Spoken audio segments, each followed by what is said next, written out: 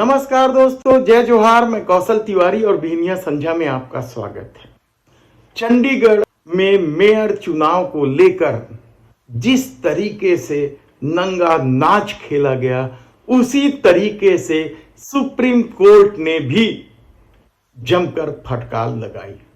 इसे लोकतंत्र की हत्या तक करार दिया।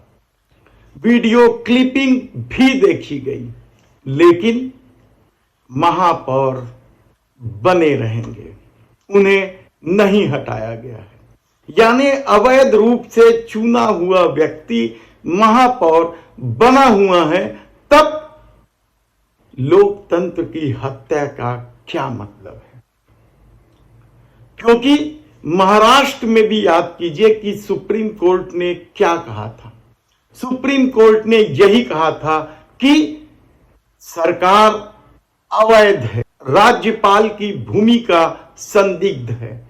इस बात को कहे सुप्रीम कोर्ट को 4-6 महीने हो गए, लेकिन महाराष्ट्र में सरकार चल रही है, वह सरकार चल रही है जिसे सुप्रीम कोर्ट ने अवैध माना था। और कल फिर चुनाव आयोग ने एनसीपी को लेकर दिए गए फैसले में अजीत पवार का साथ दिया, या अजीत पवार को ही असली एनसीपी बता दिया। इससे पहले शिंदे गुट को असली शिवसेना बताया गया था।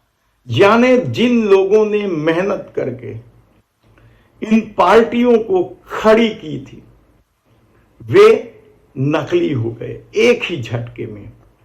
चुनाव आयोग की भूमिका को लेकर सुप्रीम कोर्ट ने भी सवाल उठाए थे और यहां तक कह दिया था कि चुनाव आयोग की नियुक्ति में अब प्रधानमंत्री, नेता प्रतिपक्ष और चीफ जस्टिस होंगे। लेकिन मोदी सरकार ने एक ही झटके में इस फैसले को संसद में पलट दिया। तब सवाल यह है कि लोकतंत्र की हत्या की याद अब क्यों आ रही है? लोकतंत्र खतरे में है, इसे लेकर 5 जज पहले भी प्रेस कॉन्फ्रेंस ले चुके थे। लगातार सरकारें खरीदी जा रही है, तोड़ी जा रही हैं, गिराई जा रही है, खरीद फरोख्त मनमाने ढंग से हो रहा है। लेकिन लोकतंत्र की हत्या तब हुई जब महापौर के चुनाव चंडीगढ़ का वीडियो सामने आया। लेकिन इससे पहले भी तो सुप्रीम कोर्ट ने मोदी सरकार के खिलाफ तीखी टिप्पणी की है। उन टिप्पणियों का क्या है यदि वे फैसले में नहीं दिखाई दे रहे हैं? तब सवाल ये है कि इस देश में किस तरीके से माफिया राज चल रहा है, कहा जाए गलत नहीं होगा। हमने पहले भी बताया कि किस किस तरह से इस देश में लोकतंत्र को कुचला जा रहा है। विरोध के स्वर को कुचलने के लिए मोदी सरकार किस तरीके से जांच एजेंसियों का सहारा ले रही है, और अब पूरा खेल दिल्ली, महाराष्ट्र में जा पहुंचा है। बिहार में खेल खेला जा चुका है, लेकिन दिल्ली में अभी झुकाना है केजरीवाल को।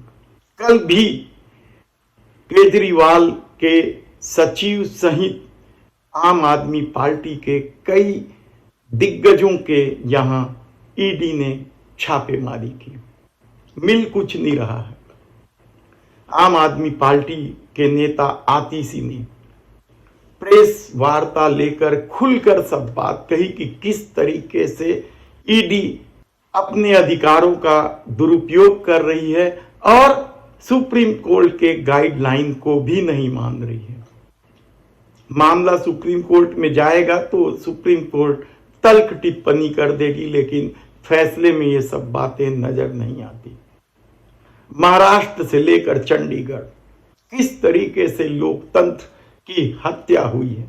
बिल्किस बानो के बलात्कारियों को, हत्यारों को किस तरीके से समय पूर्व रिहाई की गई थी और सुप्रीम कोर्ट के आदेश पर वे फिर जेल पहुंचे। लेकिन सत्ता तो अपना खेल खेल रही है।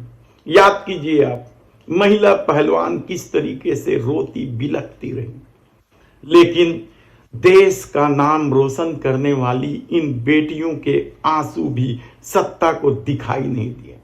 बृजभूषण शरण सिंह आज भी दमदारी से भारतीय जनता पार्टी के सांसद हैं। कठुआ कांड याद कीजिए कि किस तरीके से बलात्कारियों को सम्मान दिया गया, आरती उतारी गई, स्वागत जुलूस निकाला गया। इंस्पेक्टर सुबोध सिंह के मामले में भी यही हुआ। बीएचयू के बलात्कारियों को, बीएचयू में एक युवती से बलात्कार होता है और उनके आरोपी भारतीय जनता पार्टी के पदाधिकारी निकलते हैं, उन्हें किस तरीके से बचाने की कोशिश होते रही।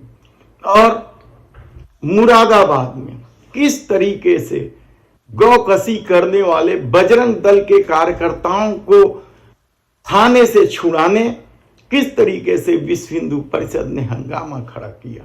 तब क्या लोकतंत्र बचा है या सिर्फ लोकतंत्र चुनाव तक सीमित होकर रह गया है? कितने ही उदाहरण हैं इस दौर में। राम रहीम हत्या और बलात्कार जैसे संगीन मामले में सजा दी गई है, उम्र कैद की सजा है उसे, लेकिन डबल इंजन की सरकार बार बार उन्हें पैरोल पर दे देती है और अब तो 50 दिन का पैरोल दे दिया गया। गाड़ियों के काफिले के साथ किस तरीके का खेल खेल रहे हैं राम रहीम, यह भी किसी से छिपा नहीं। यानी आप सोचिए कि तब क्या लोकतंत्र की हत्या नहीं हो रही है? एक बलात्कारी को बार बार 11 बार, और वही विपक्ष के कोई नेता गिरफ्तार हो जाता है ईडी या सीबीआई में, तो उन्हें पैरोल ही नहीं दिया जाता। यानी क्या खेल हो रहा है इस देश में। तब सुप्रीम कोर्ट के द्वारा चंडीगढ़ में हुए मेयर चुनाव को लेकर लोकतंत्र की हत्या जैसे कड़ी टिप्पणी, तल्ख टिप्पणी का क्या मतलब है? नोटबंदी राष्ट्रहित के भेंट चढ़ गया। जोशी मठ की दरारें भी राष्ट्रहित का भेंट चल गया। पेगासस के जरिए लोगों के बेडरूम में झांकने की कोशिश का मामला भी राष्ट्रहित की भेंट चढ़ गया। राफेल कीमत नहीं बताई गई। यानी आप फेरिस्त देखिए, और फिर भी यदि धर्म की पट्टी बांधे लोगों को लगता है कि यह सरकार शानदार काम कर रही है, इस देश का नाम दुनिया में रोशन कर रही है, तब क्या इसकी हकीकत से लोगों की आंखों में बंधी धर्म की पट्टी खुल पाएगा? कहना मुश्किल है, क्योंकि मोदी सरकार इसी धर्म के आश्रय 2024 का चुनाव जीत लेना चाहती है, और न केवल धर्म की पट्टी बांधकर बल्कि विरोधियों को कुचलकर। तब सुप्रीम कोर्ट की उस टिप्पणी पर सवाल उठना स्वाभाविक है। किसी भी संवैधानिक संस्थानों की विश्वसनीयता उसके आचरण और उसके किए गए कार्यों के परिणाम तक दिखाई देने चाहिए। लेकिन क्या इस दौर में सुप्रीम कोर्ट की तल्ख टिप्पणियां परिणाम से मेल खाते हैं? और जब मेल नहीं खाते, तब सुप्रीम कोर्ट की विश्वसनीयता पर भी सवाल उठना स्वाभाविक है। और अब तो लोग खुलेआम सोशल मीडिया पर लिखने लगे हैं कि न्यायालय पर भी भरोसा नहीं रहा। तब सीजेआई केवाईसी चंद्रचूड़ क्या करते हैं, यह देखने की बात होगी। धन्यवाद।